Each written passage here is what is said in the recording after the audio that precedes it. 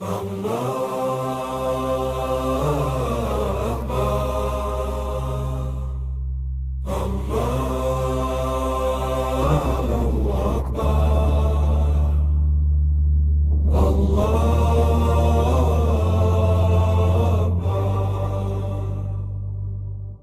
padang badar mentari membakar, langkah berderap penuh keyakinan.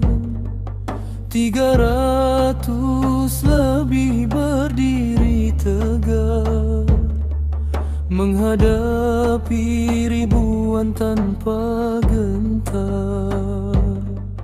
Tiada harta, tiada kekuatan, hanya iman jadi pegangan.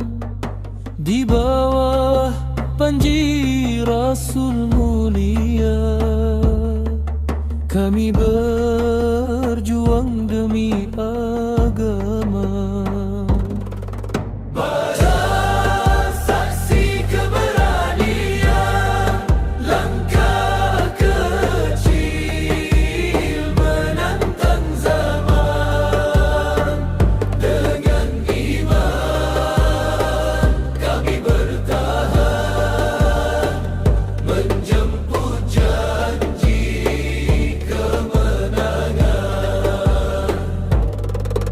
Badar, medan pengorbanan, darah syuhada, jadi saksi zaman. Hidup mulia atau gugur terhormat, di jalan Allah kami berangkat. Angin gurun membawa takbir, menggetarkan jiwa yang hadir.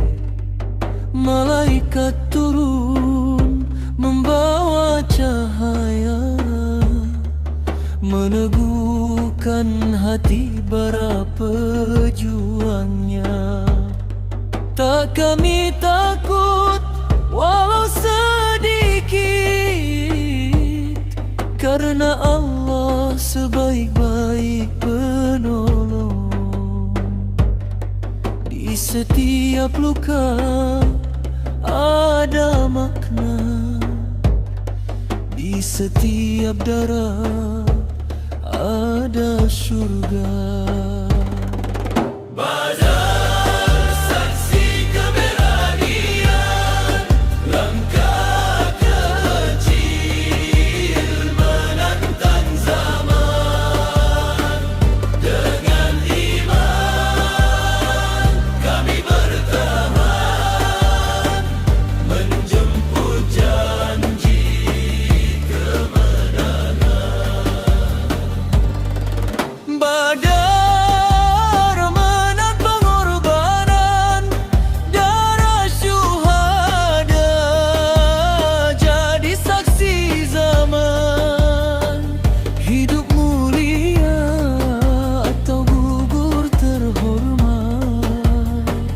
Di jalan Allah kami berangkat.